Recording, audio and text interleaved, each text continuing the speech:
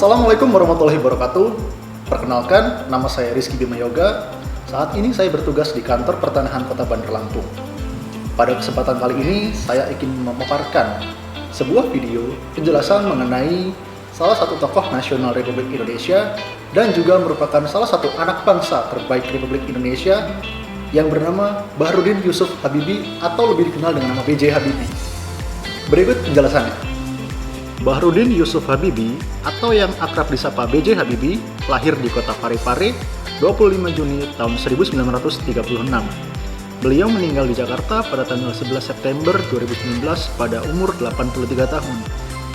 B.J. Habibie merupakan anak keempat dari 8 bersaudara, pasangan Alwi Abdul Jalil Habibie dan Raden Ayu Tuti Marini Puspowarjoyo.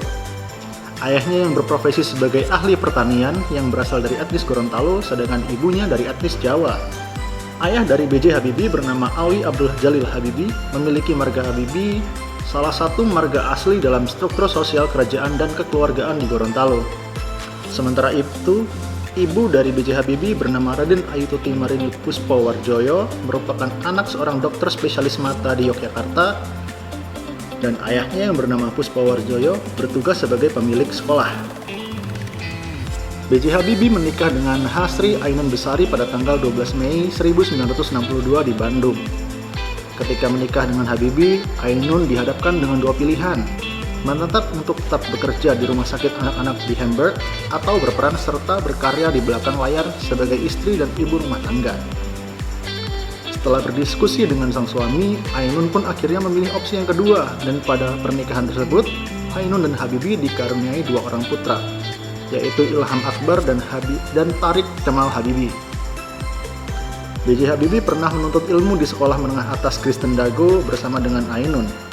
Lalu ia belajar tentang keilmuan teknik mesin di Fakultas Teknik Universitas Indonesia Bandung yang sekarang dikenal dengan Institut Teknologi Bandung pada tahun 1954. Pada tahun 1955 hingga tahun 1965, Habibie melanjutkan studi teknik penerbangan, spesialisasi konstruksi pesawat terbang di RWTH Aachen, Jerman Barat, menerima gelar Diploma Insinyur pada tahun 1960 dan gelar Doktor Insinyur pada tahun 1965 dengan predikat Summa Cum Laude.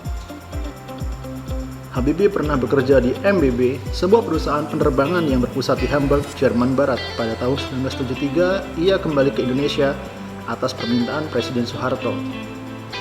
Beliau kemudian menjabat sebagai Menteri Negara Riset dan Teknologi atau Menristek sejak tahun 1978 sampai Maret 1998. Pada puncak karir beliau terjadi pada tahun 1998, di mana saat itu ia diangkat sebagai Presiden Republik Indonesia setelah sebelumnya menjabat sebagai Wakil Presiden ke-7 dalam Kabinet Pembangunan ke-7 di bawah Presiden Soeharto. Pada masa kepresiden beliau mewarisi kondisi keadaan negara kacau balau pasca pengunduran diri Soeharto pada masa Orde Baru, sehingga menimbulkan maraknya kerusuhan dan disintegrasi hampir seluruh wilayah Indonesia.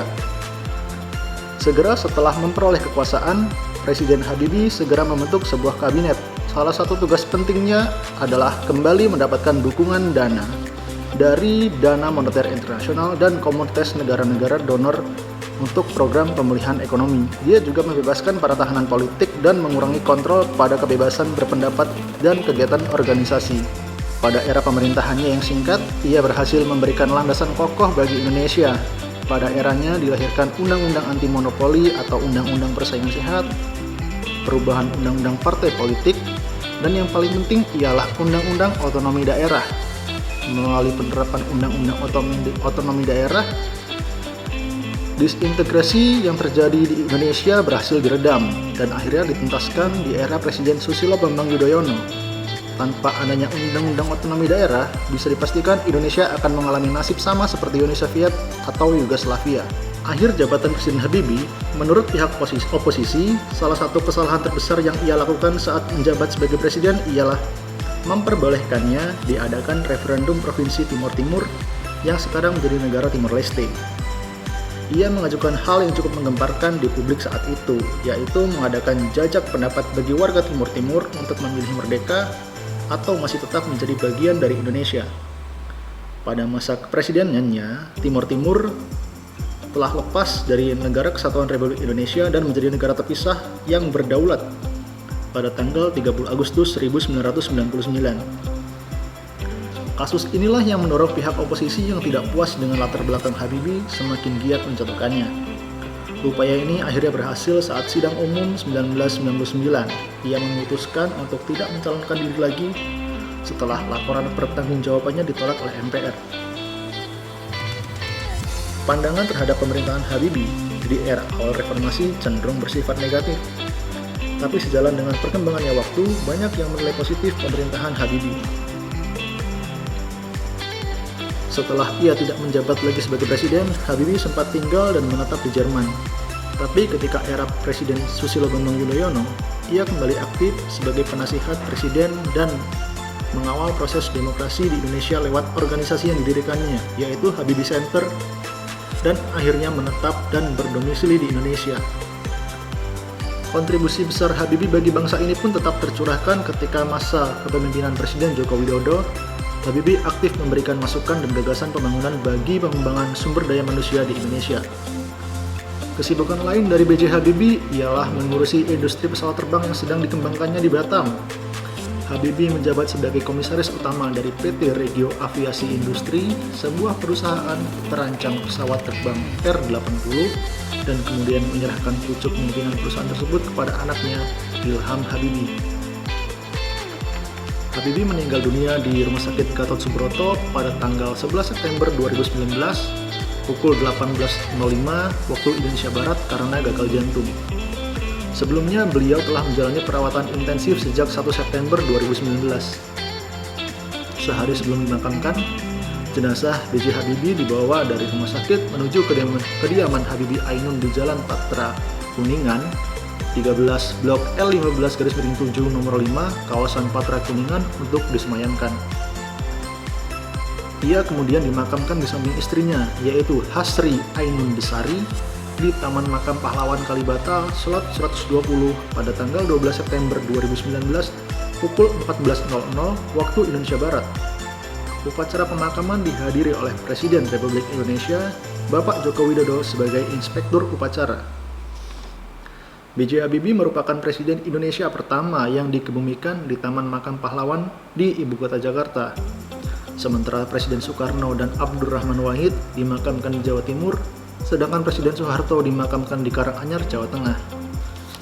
Selama perjalanan hidupnya, Habibie telah mendapatkan banyak penghargaan internasional, di antaranya anggota kehormatan Persatuan Insinyur Malaysia, anggota kehormatan Japanese Academy of Engineering, anggota kehormatan The Fellowship of Engineering of United Kingdom, anggota kehormatan National Academy of Engineering, anggota kehormatan The Royal Aeronautical Society Britania Raya, anggota kehormatan The Royal Swedish Academy of Intelligent Science Swedia, anggota kehormatan American Institute of Aeronautic and Astronautic Amerika Serikat, anggota kehormatan Masyarakat Aeronautika Kerajaan Inggris, dan anggota kehormatan Lembaga Penerbangan Antariksa Jerman.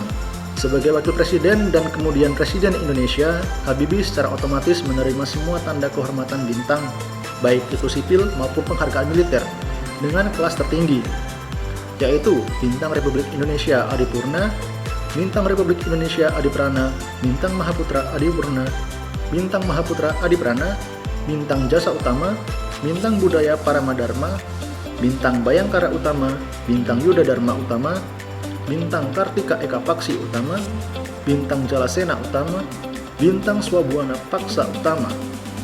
Kejeniusan beliau membawa namanya menjadi sosok yang sangat menginspirasi kaum muda di Indonesia. Dirinya dikenal melalui sejumlah karya di bidang ilmu pengetahuan dan teknologi, seperti pesawat N250, serta teori crash propagation yang diadopsi menjadi salah satu standar keselamatan dunia penerbangan. Sementara itu, kiprah tertingginya di percaturan politik diisi dengan pengalaman menjabat Presiden Republik Indonesia ketiga. Segala pencapaian tersebut rasanya cukup untuk membuktikan kapasitas pria kelahiran Parepare, Sulawesi Selatan pada 82 tahun silam ini. kenyataannya B.J. Habibie juga seorang individu dengan nilai-nilai keteladanan yang pantas diteladani. Apa saja nilai-nilai tersebut? Yang pertama ialah disiplin dalam membagi waktu. Beragam gelar pendidikan dan kesuksesan di bidang ilmu pengetahuan dan teknologi mustahil ia dapat tanpa kedisiplinan yang tinggi.